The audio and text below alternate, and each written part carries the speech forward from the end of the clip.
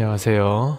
사랑하는 사천중앙교회 성도 여러분, 하나님 아버지의 은혜와 평강이 여러분 가정에 가득하기를 기도합니다. 명절 아침에 문안 인사를 전하는 저는 담임 목사 손아목입니다. 전국 날씨를 보니까 곳곳에 눈 소식이 있는데요. 우리 사천시는 눈 예보는 없지만 기온이 많이 떨어지니까 명절 동안에 아픈 분들이 없기를 기도합니다. 그리스도인에게 명절이라고 하는 것은 우리의 분주한 일상을 잠시 멈추고 하나님께 감사하고 또 가족과 친지들에게 사랑을 나누고 또 이웃을 돌아보는 특별한 시간일 겁니다. 여러분들은 연휴 첫날을 어떻게 시작하고 계신가요? 쉼과 휴식이 있기를 바라는데 생업으로 쉬지 못하시는 분들도 있을 겁니다. 설교 준비로 쉴 수 없는 저도 조금은 같은 마음으로 위로를 전합니다. 감사해 하면서 그래도 웃으면서 힘을 내보자고요. 그리고 때로 이 명절이라는 시간이 늘 즐겁고 행복한 순간만으로 가득하지 않다는 것도 잘 알고 있습니다. 가족 간의 오랜 갈등이라든지 또는 바쁜 준비와 손님 맞이로 몸과 마음이 지칠 때도 있겠지만 부디 우리를 잘 아시는 하나님께서 마음과 생각을 지키시고 위로해 주시기를 기도합니다. 또 어쩌면 명절이기 때문에 더 외로움이 느껴지는 그런 시간을 보내는 분들도 있을 겁니다. 저도 언젠가 한 번은 개인적인 사정으로 명절을 홀로 보냈던 적이 있었는데 그때 덤덤하게 시간을 보내면서도 어딘가 마음이 허전했는데요. 조용히 기도하는 제 마음에 하나님께서 내가 너와 함께 있다 그런 위로와 평안을 주시고 또 그러면서 그때 혼자만의 시간들을 기쁘고 의미 있게 보냈던 기억이 있습니다. 아무쪼록 소망하는 것은요, 명절을 보내면서 부모, 자녀, 형제, 자매, 친척과 친구들 또 이웃을 향해서 모두를 향하여서 따뜻한 주님의 마음을 나누는 우리가 되기를 바랍니다. 사랑합니다. 고맙습니다. 수고했어요. 이런 말 한마디가 큰 위로와 기쁨이 될 겁니다. 혹시 또 갈등으로 마음이 불편한 가족들이 있다면 먼저 용서와 또 화해의 손길을 내밀어 보시기를 권하고요. 예수님의 사랑으로 우리 마음에 평안과 화해가 임할 것입니다. 오늘 새벽 기도회에서 나누었던 말씀을 이어서 들려드리려고 합니다. 지난 주일 설교 말씀을 되새기고 묵상하며 기도했는데요. 주일 오전에 방송 장비 오류로 설교를 다시 들을 수 없음이 아쉽기는 하지만 그래도 성령 하나님께서 여러분에게 주셨던 마음 잊지 않고 또 삶으로 이어지는 은혜이기를 바랍니다.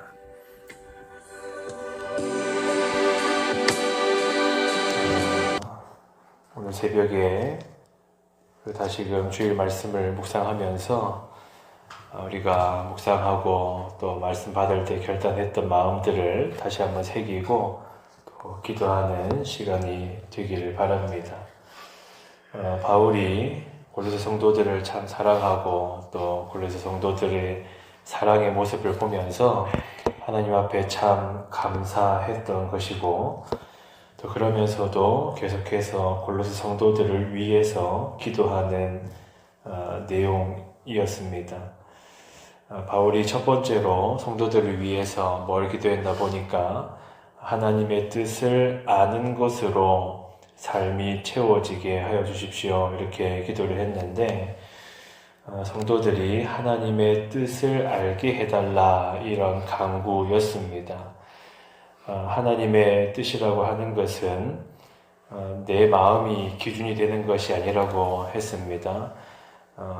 지지난주였던가요? 오후 예배 때 우리가 성경에 관한 신앙 고백을 보면서 어떤 안 좋은 예를 하나 말씀드렸는데, 우리 삶의 기준이 되는 것은 성경을 통해서 이미 하나님의 커다란 뜻은 다 드러나 있는 것이고, 또 우리 삶의 기본적인 원리들도 성경에 모두 다 담겨 있는데, 그 성경 말씀을 근거로 하지 않고 자신의 경험이 우선이 된다거나, 또는 내가 기도해보고 내 마음이 평안하게 되면 그게 하나님의 뜻인 줄 알겠다, 이런 식으로 아주 뒤틀린 신앙의 모습들 있다는 거 우리가 보았습니다. 그래서 바울은 성도들이 하나님의 뜻을 더욱더 알게 해달라고 간구를 했던 것이고, 또 주님의 뜻을 행하게 해달라고 기도하는 것이 포함되어 있습니다. 삶으로 실천하고 드러나는 하나님의 뜻을 의미하는 것이죠. 그런데 사실 골로새 성도들은 이미 잘 하고 있는 부분이 그들에게서 사랑의 모습이 나타났으니까 이미 모든 것들을 잘 하고 있다고 볼 수 있겠습니다만, 그럼에도 불구하고 우리 성도들이 더욱더 신령한 지혜와 총명을 하나님 더하여 주셔서 하나님의 뜻을 알고 또 삶으로 살아내기를 그렇게 간구했습니다. 명절 연휴다 보니까 우리가 하나님의 뜻을 이미 알고 있는데 그거를 실행하게 해달라고 간구해야 되는 것이 뭐가 있나 생각을 해보면 가족 간에 사랑하는 것이겠죠. 하나님의 뜻은 이미 드러나 있잖아요. 부모를 공경하라 드러나 있고, 또 자녀를 노엽게 하지 말라 다 드러나 있습니다. 그렇기 때문에 우리가 더욱더 또 가족들을 사랑해야 되는 것이겠죠. 그런 신앙의 고백들, 간증들 많이 있는 것 같습니다. 부모의 말에 순종하는 것이 때로 참 어렵고, 또 이제 자녀들도 조금 커가면서 우리 부모의 좋은 점, 안 좋은 점들을 다 파악합니다. 그래서 부모님의 말이지만 이것은 순종할 수 없다. 또 우리 부모님의 약한 모습들도 보게 되고, 그러나 어떤 분이 생각하기로 하나님의 뜻은 그럼에도 불구하고 부모를 공경하는 것이기 때문에 그래도 사랑의 말을 해보고, 또 부모님의 연약함도 품어보고, 또 이렇게 살아가는 것이죠. 이것도 상호 간의 사랑이지 않겠습니까? 예를 들어서 조금 마음에 안 드는 자녀를 향해 가지고 성경 말씀을 내세우면서 이거 보라고, 부모를 공경하라 하지 않았냐고 막 그렇게 공격하는 식으로 말한다면 자녀도 똑같이 말할 수 있겠죠. 이거 보라고, 자녀를 노엽게 하지 말라 하지 않았냐고. 그럼 이제 서로 간에 말씀으로 싸우는 이 참 슬픈 일이 일어나는 거죠. 그래서 서로 간에 상호 간에 주고받는 사랑의 열매, 그것이 또 이미 드러나 있는 하나님의 뜻이기 때문에 그 말씀을 따라서 살 수 있도록 도와주십시오. 이렇게 또 기도를 우리가 할 수 있겠죠. 또 이어서 바울이 뭘 기도했나 우리가 다시금 또 되새겨보면, 하나님의 능력으로 기쁨으로 견딤을 이야기했습니다. 단순히 고난을 참고 버텨보라 이렇게 말하는 것이 아니라, 때로는 참 견디고 버텨내야 되는 삶이 있기는 합니다만, 그럼에도 기쁨과 소망을 잃어버리지 않고 살아가는 삶을 말하지요. 이 기쁨으로 견딘다고 하는 것은 성도의 삶을 묘사할 때 자주 등장하는 표현입니다. 대표적으로 제가 한 구절 읽어드리면, 야고보서 1장에 이런 말씀이 있습니다. 너희가 여러 가지 시험을 만나거든 온전히 기쁘게 여기라, 이렇게 말합니다. 감정적으로 기쁘진 않은 것 같아요. 어떤 고난이나 시험을 만날 때 너무 기쁘다 이렇게 감정적으로 콧노래가 나오고 이런 것은 아닙니다만, 그럼에도 하나님의 주권을 인정하고 또 하나님은 실수 없이 인도하신다. 이 사실을 생각하면서부터 오는 마음의 평안, 또 기쁨, 이런 것들을 말하는 것입니다. 오래전에 그 영화 다큐멘터리 기독교 영화 중에서 교회 오빠라는 제목이 있었습니다. 젊은 분이 이제 암투병을 하면서 말 그대로 이 삶을 분투하면서 살아가는 그런 모습이었는데, 지금은 이제 그분은 하나님 품에 몇 해 전에 안 계셨습니다만, 그때 어떤 모습들을 보면은 이런 고백했던 거 있습니다. 그때 그 젊은 집사님께서 뭐라고 말씀하셨냐면, 저는 고난을 넘어서 하나님의 은혜를 봅니다.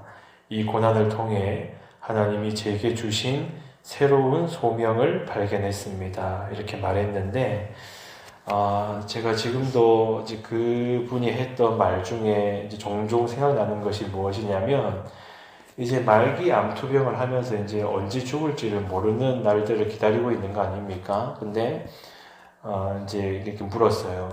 하나님이 내일 하루의 삶을 더 허락하신다면 무엇을 하시겠냐 이렇게 물어보았더니 그분이 하시는 말이, 하나님이 허락하신 하루의 삶만큼 온전함을 이루어 가겠습니다. 이렇게 얘기를 하더라고요.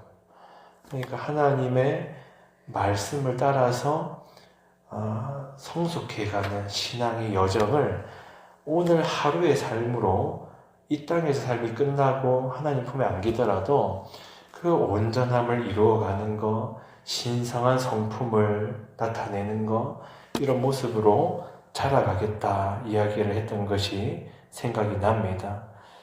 참 이 고백이 우리가 더 묵상해야 되는 부분인 것 같아요. 지난 주일에 잠깐 말씀드렸습니다만, 사람의 마음에는요, 이 섭섭한 병이라는 게 있는 것 같더라고요. 뭐 섭섭하고, 이렇게 섭섭하고, 저것 때문에 섭섭하고, 뭐 이게 마음에 안 들고, 이 신성한 성품으로 우리가 정말로 자라가고 성화되어 간다면 그만큼의 마음이 더 이렇게 넓어져야 되는 것이 당연할 텐데, 참 우리 인간의 연약함이라고 하는 것은 때로는 그 신성한 성품을 역행하는 모습이 있는 것 같아요. 왜 이렇게 삶에 섭섭한 게 많은지, 왜 이렇게 서로에게 안 입고 온 게 많은지, 나중에 하나님 앞에 그거 딱 들고 가가지고 뭐 하다 왔어? 이렇게 하나님 물어보면 섭섭해 하다가 왔습니다. 그러면 무슨 할 말이 있겠습니까? 하나님 앞에 하나님 주신 은혜를 제가 묵상하고 기억하고 저를 돌아보고 이러면서 정말 하나님이 어떤 넓으심으로 저를 품어 안으셨는지를 묵상하면서, 하나님, 저도 주님 만나기 전에 참 좁은 사람이었는데 점점 넓어지다가 그 점점 넓어지게 하시는 성화되어감을 맛보면서 사람들을 품어 안아보고 그렇게 사랑하다가 왔습니다. 이렇게 우리가 하나님 앞에 좀 말을 할 수 있어야 될 것인데, 뭐 섭섭해, 이게 섭섭해, 저게 섭섭해, 이런 모습들을 보면은 참 마음이 아프다 이런 생각이 듭니다. 그래서 우리가 이 말씀에 이 구절 생각하는 겁니다. 바울이 이렇게 기도했어요. 구원의 감격을 우리 성도들이 잃어버리지 않도록 도와주십시오. 그게 바로 13절 보세요. 그가 우리를 흑암의 권세에서 건져내사 그의 사랑의 아들의 나라로 옮기셨으니, 이렇게 말하잖아요. 얼마나 큰 은혜를 받았는가. 흑암의 권세에서 건져내셨다. 죄악의 결과에서부터 우리를 구원하셨다 그랬죠. 하나님의 성부 하나님의 무시무시한 진노에서부터 우리를 건져내셨다. 그 하나님이 우리를 볼 때 사실은 얼마나 섭섭하겠어요. 내가 창조한 이 인간들이 창조주를 배반하는 것을 넘어서 대적하는, 우리도 다 거듭나기 전에 그런 사람들 아니었습니까? 그런데 그러면 하나님이 우리에게 얼마나 섭섭하겠어요. 이 섭섭한 것들, 은혜는 고사하고 심판을 받아라. 이게 이렇게 해도 우리 할 말 없는 거 아닙니까? 그런데 하나님이 어떠한 은혜로, 어떠한 넓으심으로 우리를 품어 안으셔서 그 모든 진노를 예수 그리스도에게 쏟으시고 우리를 구원하신 이 사실을 잊어버리지 않게 해달라고 바울이 기도했던 것입니다.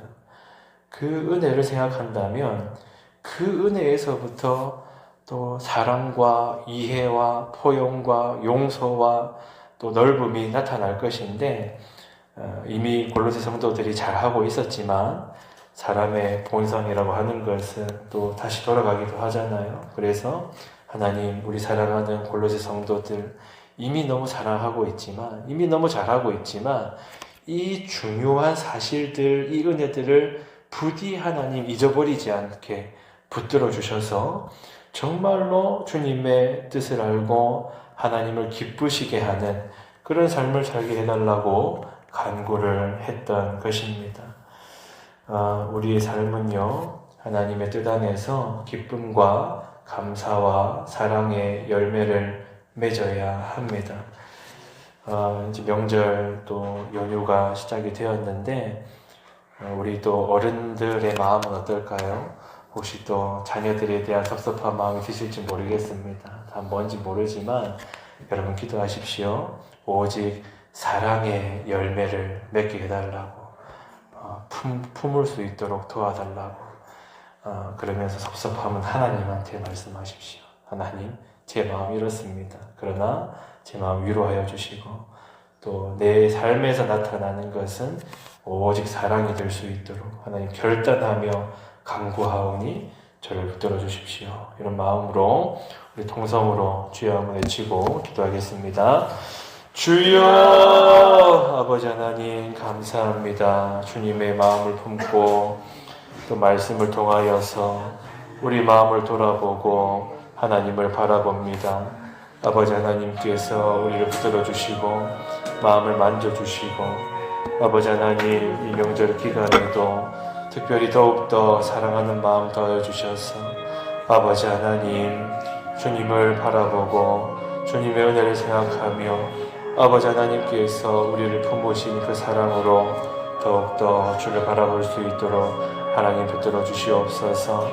아버지 하나님 순간순간마다 성령 하나님의 붙드심을 체험하게 하시고, 아버지 하나님 나의 연약함과 나의 좁음과 나의 죄악의 본성을 뛰어넘어 예수 그리스도의 사랑으로 십자가 보혈로 아버지 하나님 우리를 붙들어 주시고 마음을 만져주시고 온전히 주를 바라볼 수 있도록 아버지 하나님 이끌어 주시옵소서.